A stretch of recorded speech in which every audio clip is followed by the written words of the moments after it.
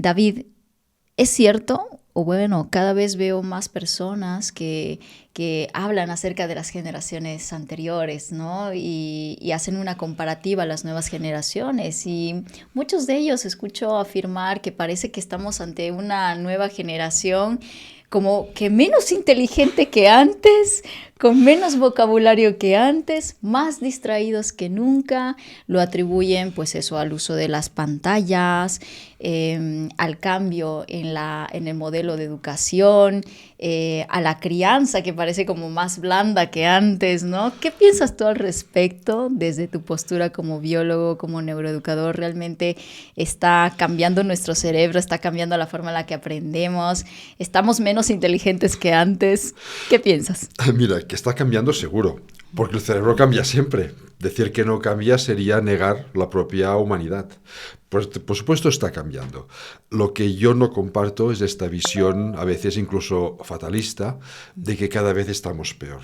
Pero yo lo he oído decir en mi entorno, cuando mis hijos eran pequeños, lo oía decir de mis compañeros, padres también, lo oía decir de mis padres cuando yo era pequeño y de sus amigos, lo Sí. oía decir de mis abuelos sobre mis padres, y es que incluso hay frases de los grandes filósofos griegos clásicos, Platón, Sócrates, Aristóteles, escritas por ellos o por sus discípulos, frases que decían: no sabemos qué les pasa a la juventud de ahora, que van por las calles sin tener las ideas claras, qué va a ser de nosotros.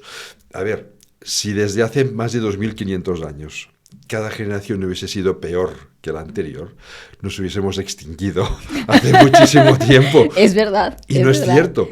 Y no solo en la tradición occidental, que nació en Grecia, de hecho, la cultura occidental.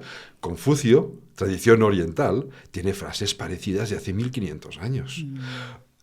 Es una dinámica porque nos cuesta entender la gente joven, porque nosotros ya no somos jóvenes, y olvidamos todo lo que pensábamos cuando éramos jóvenes.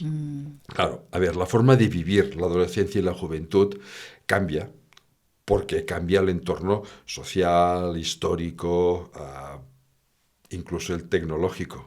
Completamente. Van cambiando. Sí. La forma de manifestarnos cambia, porque depende de nuestro entorno. Pero no somos ni peores, ni nuestros hijos son peores. Lo que sí, estos cambios están llevando, y esto se empieza a ver ya algunos datos, hacia una mayor dificultad para focalizar la atención de forma consciente. Claro, a ver, esto en principio ni es bueno ni es malo. Ok. El cerebro se adapta a lo que encuentra. ¿Y qué ha encontrado el cerebro de los jóvenes ahora, de los adolescentes? Pues un mundo donde todo sucede con tanta rapidez a través de la tecnología digital, y yo puedo ir pasando una cosa y otra y otra y otra. Es una avalancha de datos tan impresionante que al cerebro le cuesta más focalizar la atención en algo, porque ya viene otra cosa enseguida que también te llama la atención. Claro, esto llevado al extremo, pues por supuesto no es beneficioso. Lo que no sabemos es dónde va a terminar todo Claro. esto. Pero esto ha pasado siempre, es decir, seguro que nuestros padres o nuestros abuelos pensaban: ahora ya no tienen la paciencia que teníamos nosotros. No, y seguro que no la teníamos. Sí. Seguro que no, porque en la época, yo pienso en mis abuelos, ahora hubiesen cumplido, pues mira, pues 115 años, si estuviesen vivos. Claro, es que no había ni teléfono, no había ni televisión, no había ni radio. Y era otra forma en la que nos Claro, comunicábamos. cuando llegabas a casa, ¿qué hacías? Charlar con tu entorno, Claro. sentarte a descansar, tenías tiempo para pensar, más que el que tenemos nosotros, y nosotros tenemos más que el que tienen nuestros hijos. Por eso digo, mientras no se vaya a un extremo exagerado, el cerebro se está adaptando. Muy bien. A mí me preocupa más, y tú lo has dicho, es la pérdida de vocabulario, de expresión oral. Ya. Y eso sí que también se está empezando justo ahora a detectar. Las familias creemos estar tan ocupados que dedicamos menos tiempo a hablar con nuestros hijos. Hay un estudio que se publicó hace poquísimo tiempo, este 2025 en Australia, donde muchas familias solo dedican 5 horas a la semana a hablar con sus hijos pequeños. Eso es ridículo. Eso me mata. Es absolutamente ridículo, porque los niños aprenden a hablar Claro. escuchando a sus padres y viendo cómo sus padres les escuchan. Y estamos detectando en el sistema educativo, aquí también, en toda Europa, en todo, yo creo que en todo el mundo prácticamente, una pérdida de vocabulario y sobre todo de complejidad lingüística. Estructurar las frases con subordinadas, con adjetivos, con adverbios. Y eso lo que hace es empobrecer el pensamiento. Eso a mí me preocupa más esto que todo el resto. ¿Y eso tiene que ver también con la inteligencia? Bueno, la inteligencia es muy global y por Vale. supuesto también el pensamiento, la complejidad del pensamiento influye con la inteligencia. Muy bien. Entonces es posible que en un futuro veamos una menor puntuación en los test de inteligencia debido a esto. De momento no, de momento no. ¿Vale? Sí que hay test que parecen indicar que ha ido bajando estas últimas décadas. Esto es algo que se llama el efecto Flynn inverso. Te lo Sí, cuento. sí, por favor. Hace el año 1985, un psicólogo americano que se llamaba Flynn estudió cómo había ido cambiando el cociente de inteligencia desde principios del siglo XX hasta 1980.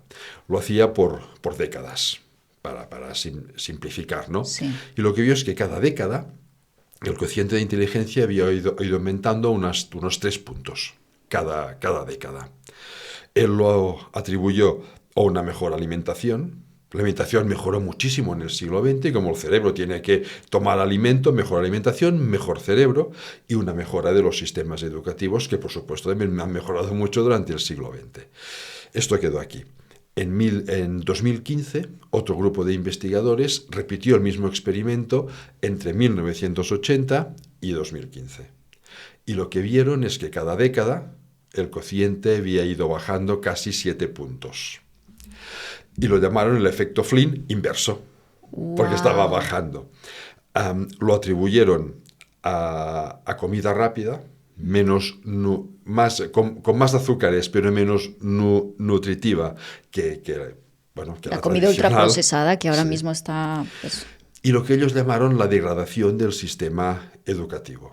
Claro, yo ese artículo hice una aportación posteriormente, es algo que en ciencia pues puedes hacer, puedes mandar una carta a la revista diciendo no discuto que no haya podido haber algún cambio de estos, pero hay otra interpretación posible.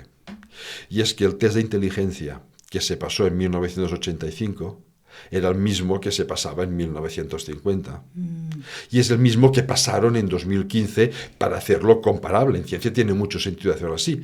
Pero si el sistema educativo ha cambiado y tú mides los mismos parámetros que antes, vas a que de los puntuar 50, menos. imagínate, claro. Seguro. Es como si haces que un deportista se entrene para correr los 100 metros lisos y después le evalúes en una maratón. Pues no. Seguro que no. Y para entender mejor esto, ¿qué es lo que mide el coeficiente intelectual? O sea, ¿qué mide y a qué nos estamos refiriendo cuando hablamos de una persona inteligente, ¿no? Porque aquí cada uno tiene su punto de vista diferente. Y los hay muchos. Mira, a ver, los test convencionales miden básicamente capacidad de deducir cosas a través de la lógica y la matemática. Vale. De expresarte también lingüísticamente y hacer correlaciones lingüísticas, y lo que se llama un procesamiento espacio-visual. Es enseñarte un polígono desde una perspectiva y ponerte 4 modelos, cómo se vería si lo girase 180 grados. Tú tienes que imaginar cómo gira dentro de tu cerebro, ¿no? Esos son los más convencionales porque son los más fáciles después de puntuar, es tipo test. Vale. Y eso mide cosas que son muy importantes de la inteligencia, pero no la mide toda. La inteligencia tiene muchísimos más factores que no pueden captarse de esta manera, que deben captarse habiendo un psicólogo especialista delante, hablando contigo durante rato. Por ejemplo, capacidades interpersonales de socialización, Eso también es inteligencia. Yo puedo tener una gran capacidad lógico-matemática, pero si no sé expresarme no lo voy a comunicar y no se va a percibir eso. Claro. La intrapersonal, autoanalizarme para saber qué es lo que quiero, cómo soy yo y para poder decidir sobre mi propia vida. Eso también es inteligencia. Una persona que no decide puede ser un escritor brillante, pero no, su vida no le irá bien porque no decide él. Aspectos se llaman físico-cinestésicos del movimiento. Ahora, una persona que gestiona mejor su cuerpo, no solo somos cerebro. El cerebro está dentro de un cuerpo, forma parte de nuestro cuerpo. Y el cuerpo es importante porque a través del cuerpo percibimos nuestro entorno. Con el tacto, con el movimiento, eso también nutre nuestra inteligencia. Hay muchos aspectos diferentes, incluso se habla de la inteligencia espiritual, que no tiene nada que ver con la religión. Muy bien. Y eso quiero dejar muy claro. En neurociencia se distingue lo que es religiosidad de espiritualidad. ¿Y cómo lo define la espiritualidad? Mira, la espiritualidad es la sensación de pertenencia a un todo más amplio. Está muy relacionado con la sociabilidad. Si yo soy muy individualista, muy egoísta, tengo poca capacidad espiritual en este sentido porque no comparto con mi entorno. No me siento parte de un sistema, de algo integrado en... Sí, exactamente, vale. es esto. Y la religiosidad es simplemente el cumplimiento de unas normas establecidas, te las creas o no. ¿Cuál crees, David, que es el mayor peligro para nuestra inteligencia en la sociedad actual? Uno, voy a decir un par o tres. Vale. Lo que pasa cuando se habla con un científico, que nunca decimos nada al 100% por si acaso, ¿no? Pero, vale. A ver, uno es el estrés. Y también todos los test indican que el estrés personal y social ha ido aumentando estas últimas décadas. El estrés puntual no debe preocuparnos nunca, va y viene. Es un mecanismo de supervivencia ante una situación que pueda ser una amenaza, no pasa nada. El problema es el estrés crónico. El estrés crónico no solo perjudica toda nuestra fisiología, sino nuestro cerebro. Y disminuye la eficiencia de funcionamiento, incluso puede llegar a bloquear aspectos cognitivos tan importantes como la capacidad de reflexionar, de planificar, de decidir, basándonos en los razonamientos previos que hayamos hecho, no decidir impulsivamente, eso lo podemos hacer siempre, no, sino pienso, decido y lo aplico, y también de gestionar nuestro estado emocional, es decir, evitar ser demasiado impulsivos. Claro, el estrés ha ido aumentando y eso lo detectan todos los índices que se están analizando desde hace ya algunas décadas. Claro, se quita capacidad de reflexión, de planificación, todo tiene que ser inmediato. Para mí es uno de los hándicaps que se están produciendo y que deberíamos ponerle freno. Claro. Tiene que ser un freno social, pero también un freno individual. El tener todo el día ocupados es algo nefasto. Todos necesitamos, y más los niños y las niñas y los adolescentes, pero los adultos también, Cada día necesitaríamos tener un rato en la agenda sin nada programado que hacer. Imagínate que ahora le digas a alguien no tengas nada que hacer, es que es prácticamente imposible. Sí, es que nos hemos convencido o nos han convencido de que si tienes 10 minutos sin nada que hacer estás perdiendo el tiempo y tienes que ocuparlos en... No. Cuando no tenemos nada que hacer, después nos ocupamos en lo que nos apetece en ese momento, que eso es lo bueno. Cuando no tenemos nada que hacer, se conecta una red del cerebro, se llama red neuronal por defecto, que no es que sea un defecto, se llama así porque es la que se conecta cuando no estamos haciendo nada, que es la que permite reconectar y recalibrar todas las áreas del cerebro y resituarnos en nosotros mismos. Claro, es la autopercepción, es la capacidad de asumir cómo es nuestro entorno, qué parte ocupamos nosotros en nuestro entorno. Esto mejora la sensación de bienestar, te sientes más integrado, te sientes más tú, y además estimula capacidades tan interesantes como la creatividad. La creatividad surge de esta red. Eso lo hemos vivido todos. A veces queremos hacer algo, ¿no? Y le damos vueltas y no encontramos cómo conseguirlo. Y al final decimos, bueno, es igual, paso, me voy a tomar un café, a molestar al vecino, lo que sea, ¿no? Y al cabo de 10 minutos, o del tiempo que sea, de repente nos viene esa idea. Sí. Como no estábamos haciendo nada, se conecta a la red neuronal por defecto, el cerebro es obediente, aunque no estemos forzándolo, él sigue pensando en el problema que le hemos generado, y como se conecta a esta red que reequilibra todo el cerebro, muchas veces encuentra eso que estábamos buscando. Wow.